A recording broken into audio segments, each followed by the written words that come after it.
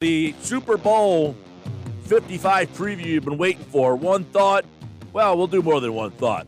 On the big game with KC Joyner, NFL Insider, thefootballscientist.com, watching both these teams on tape. We'll look at the matchups that you should be watching in the game on Sunday. The Sports Bash on 97.3 ESPN, the free mobile app, and live video is brought to you by Bernie Robbins Jewelers this hour. Shop the Valentine's Day sale now at BernieRobbins.com. The 5 o'clock hour brought to you by Bernie Robbins. There he is, KC Joyner, thefootballscientist.com.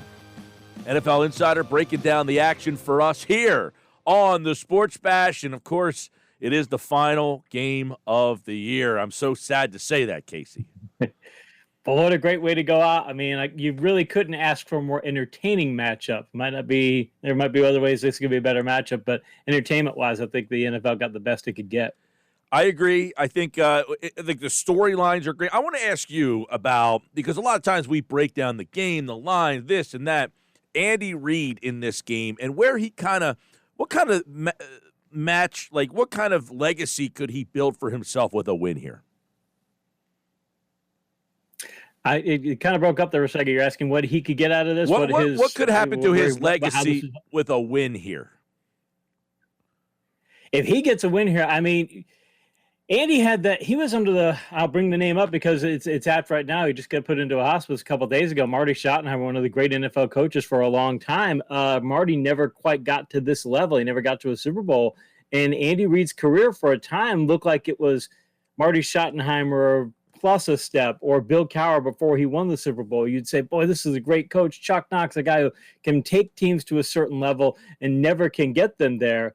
And now Andy Reid here, I mean, if he gets this win, he's 62, I believe he is. He's 63 going into the next season. So 62, 63, he's got this team. If he gets back-to-back wins, he's got a legit chance of being the first coach to do 3 in a row. So suddenly what he was looked at just a few years ago, historically speaking, suddenly he's going to be one of the great coaches of NFL history. Yeah, and you put him with Mahomes. You just said it. This is a team, I mean, let's say Andy just goes 8 more years and he gets to 70, you could look at this team, pile them up. And that's what makes this game so interesting, Casey, is you got Brady playing for 7. You got Mahomes playing for 2. But if he gets 2 and this group together, he might rip off 4, 5, who knows? He could. He's at that level. It's kind of like, I'll go back in time a little bit also. You go back to Dan Marino back in 84 and 85. You looked at him and you go, wow. Back in 83 and 84, when Dan Marino threw 48 touchdowns in 84, and he lit the league on fire in 83, took over after I think it was like week 4 and threw 30 touchdown passes in a truncated season for him. You looked at that and said, what can this guy do? And he ends up not getting any Super Bowl wins. He gets to the one Super Bowl in Super Bowl 19, and that's it. And you look up at Mahomes and you realize that he's not having these struggles at the beginning of his career. He had that loss to New England that, if not for the offsides penalty, they're already playing in 3 straight Super Bowls, and he's just getting warmed up. I mean, it's saying something, because Mahomes is actually in some ways playing better than he did or the first couple of seasons. And if he keeps getting that way and they can add even more, say, help in the running game and things of that nature, I mean, this is a team that's got a legit chance for a 5-6 year dynasty, at least a domination dynasty. What do you love most about Andy Reid, the coach? Is it X's and O's? Is it the coaching tree success, the way that his players respect him? I mean, there's so much that you can look at from Andy Reid. What stands out the most to you? Well, my kids love the idea that he's such a big cheeseburger fan. I got to bring that up. Yeah, there's betting odds on whether he's going to say the word burger in the postgame, by the way. Take the over on that one. They shouldn't just be one. It should be multiple times. What I like about Andy is they say about coaches that if a player doesn't respect a coach, no matter how much the coach knows, if the player doesn't respect the coach, that eventually the team will end up quitting on the coach. Andy has shown throughout the years that his players, the other coaches, management, they all respect him, because, I mean, he understands the difference between being a great play caller and being a great head coach, and what he has to do as a great head coach. And when the players have that much belief in what you do, that your system's going to work, it maximizes the value of your system. Because if a player goes into a situation and goes, well, I don't know that his system's going to work, I think it will, then they might not be as sold on it. And he has the ability to sell them on it, even in a situation. And Kansas City where he had to go run heavy when he had Alex Smith, and now he gets Patrick Mahomes. He goes pass heavy, and now they're going more play the clock in the last couple of seasons. He can even adjust what he does, and the players know he's not doing this because he's taking some chances, because he's not sure what he's doing. There's a reason why he's doing what he's doing. So that, to me, is the most impressive part of Andy Reid. KC Joyner, thefootballscientist.com. Let's get your take on where a lot of people think this game could be decided. That injury across the offensive line for the Kansas City Chiefs. How does that Buccaneers front match up now with this injured, banged-up Chiefs offensive line? One of the great things about the offensive line is if you look at the top offensive lines throughout the league, you can have talent, but it's a position you can coach up. That if players know where they're supposed to block, if you've got the right type of gap blocking and know, okay, you hammer into people, you're supposed to block him, if you're doing zone blocking and you know how to work combination blocks together, you still have to have some talent, but you can make up for talent deficiencies via that. You can also obviously put in tight ends, fullbacks. You can just add a person into the blocking schemes. I think they're going to be more efficient in their blocking schemes than people think that they are. I would think, though, it seems odd, but I would think they're probably going to pass the ball more because I think they just think we can win in pass blocking more than we can win in run blocking because the Bucs – those Bucs linebackers are so fast that it's hard, even if you just say, I'm going to go right to the second level and block them on a running play. If you try and help out your other lineman at all and try and go catch up with Devin White, good luck. It's not going to happen. So I think it's actually going to cause them to pass because they believe in their pass blocking more than they will their run blocking. In theory, and of course I say in theory because who knows how exactly it's going to play out, but what do you think the best way to attack the Tyreek Hill matchup is if you're the Bucs, considering the big explosive game he had last time? Anybody but Carlton Davis. Anybody.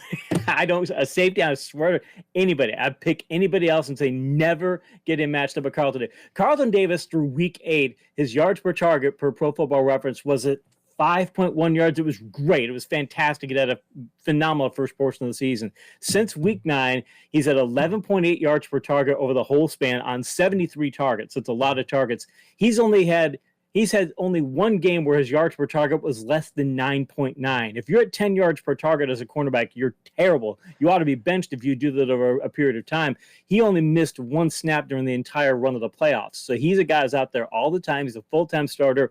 He hasn't been able to cover anybody, and Hill destroyed him in the first matchup. And if I'm Tampa, I'm saying I don't care. I'll put anybody on him except Tyreek Hill, and I'm not going to send him deep. I'm going to do whatever I have to do. I'm going to bracket him all the time. I just have to avoid that matchup because I think that's a matchup. And the bad thing for Tampa is even if they move somebody and say, okay, they can take away Hill, all right, well, you've got Sammy Watkins, you got Demarcus Robinson, you got Byron Pringle, you've got other guys who can go target him. So if I'm Tampa, that's a matchup that scares me to no end. Casey, what's Tom Brady looking at when he sees the Kansas City defense? He's looking at very, very, very creative coverage. They have the no risk it, no biscuit approach. That's the Bruce Arians mantra for we're going to throw deep passes. And the thing that gets me about this game is if you look at Tampa Bay and you look at Kansas City usually has games that have 10 or fewer drives. Tampa has games that have 11, 12, sometimes more drives than that. It's only a couple of drives, but Kansas City likes to say, we're going to slow the game down. Even with our passing game, we're still going to try and slow the game down, reduce the number of drives. They only had 8 drives against Cleveland, 9 drives against Buffalo. So they like to slow the game down because they think they can be more efficient than you in those drives. Tampa, on the other hand, because of that no risk it, no biscuit approach, they like to throw to take a lot of chances. They think if we have 11 or 12 drives, we're going to make more big plays than you. We're not going to be more efficient necessarily. We're going to make more big plays. And I think that's where Brady is right now. And he looks at this defense. This defense is going to say, we'll give you underneath stuff, but we're going to play cover 2 shit. We're going to play cover 2, cover 4. We're going to sit back with 2 safeties and make you throw underneath. And we're going to do very creative coverages, which is Steve Spagnuolo's specialty. We're going to try and get you to throw a pick or 2. And Brady's been more interception prone this year. So if I'm curious to see if Brady's going to be a risk-taking guy or if he's going to maybe take a more conservative approach against the secondary. Yeah, I wonder, in your opinion, what's the X factor in this game? Because obviously you got 2 great quarterbacks, one at the beginning of his prime, one clearly at the end of his prime. And when you kind of take a look at one thing that stands out about this game, as you mentioned, great story, fun game, but what's one thing that you just can't get past that makes you lean one way or the other? Big to lean one way or the other is over the last 3 seasons, we talk frequently on this show about shootout games. Shootout games are games where each team scores 24 or more points. Since Patrick Mahomes took over as the full-time starter in 2018, the Chiefs are 16-9 in shootout games. They're not very good in shootout games. When they have a non-shootout game, they're 28-2, and one of those losses was the Week 17 loss to the Chargers. If you take that game out, 28-1 in non-shootout games. I think Tampa must turn this into a shootout game. If it isn't a shootout game, if they're not, and mind you, if they get a shootout, they've got to at least score 27. I mean, or you've got to score more than 24, so likely 27. They had to put up a minimum of 27, and I think they need to be in the 30s to be able to win this game. And if they make any mistakes, if they get any turnovers, or by the way, they've got a backup right guard who's not very good, and I think he'll face a lot of Chris Jones. If they have any kind of problems of that nature, I think they're going to have trouble putting up that kind of points. So they've got one path to victory to shootout, and Kansas City has 2. How do you think Leonard Fournette fits into this shootout? He's been a big part of this team, and he's been starting to get going as of late. So how do you see him in this, quote, shootout? I can see, I would think that Tampa Bay, one path that they might consider taking to victory if they want to ignore the idea of shootout and non-shootout is that Kansas City doesn't stop the power running game very well.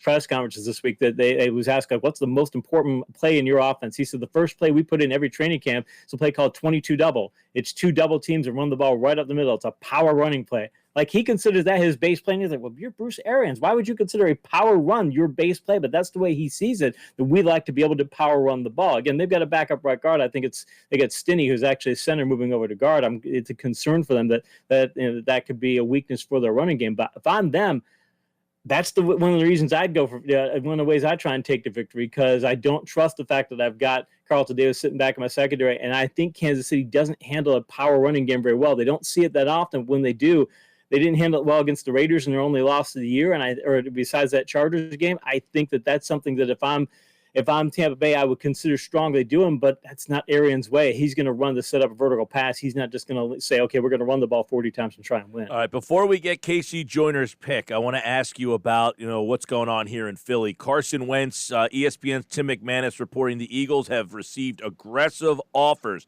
If you're Howie Roseman and the Eagles, how are you playing this situation? Do you want to trade him? What are you asking for? Do you think you could fix him? I take the old adage that NFL personnel people will tell you that if you've got a franchise quarterback, if you can get a franchise quarterback, there's no price that's too high to pay for a franchise quarterback. But if you don't think your quarterback is a franchise quarterback and somebody else does, if you really are of the mindset that, hey, this guy is not our franchise, he's not that guy, and they're willing to pay the price for a franchise quarterback, if I'm the Eagles, I make the move 7 days a week, because if he's not your franchise quarterback, go get somebody who either is or who you believe in more. I just think the situation is fractured to the extent that if you've got 2 or 3 teams especially bidding for him, you can drive the cost up too. But if you think he's a franchise quarterback, or you think there's a good percentage chance that with different coaching and a different setup, he could be that guy, I don't care what you offer me. I'm not trading him. So is there a package that's not, if someone calls the Eagles and a 3rd round pick's the best, you say, I'm not doing that? No. Unless behind the scenes it's so fractured and fragmented that you realize that even bringing Wentz into a quarterback meeting is going to cause a problem. If he's just like, hey, I'm done here and I'm leaving this organization, there's nothing you guys can do to change my mind. If you're at that point, then yeah, you have to do it. If you got multiple teams, you ought to be able to drive a price higher than that. But I'm still looking at he's young enough and he's done enough so far that I'm saying, look, you should be able to get more than this out of him. Having said that, if you don't get a good enough price, don't make a deal just to make a deal. You still have 2 really good quarterback prospects, and Wentz has played exceptionally well before at a level for a time where one season we were talking about him as a possible MVP candidate. It's hard to find guys like that. So unless you really think you can get a lot in return and get a better quarterback down the road, it's a risky move to make. But if they're going to get a high price for it and they don't think he's a franchise, then you got to do it. KC Joyner's pick for the Super Bowl is? It's Kansas City 27 and Tampa Bay 20. I just think that Brady's probably going to throw a couple of picks against Spagnuolo's creative defenses, and I don't think the Bucs are going to be able to get to that magic 27-point level. I think they need to win. All right, 27-20, Kansas City is KC Joyner's pick. There you go. All the picks have been made today here on the Sports Bash. All that's left is the game Sunday right here on 97.3 ESPN. KC, always a pleasure. Enjoy the game. We'll break it down with him on Monday. Sounds great, guys. Appreciate it. All right, he, like all guests, appeared via the Boardwalk Honda hotline.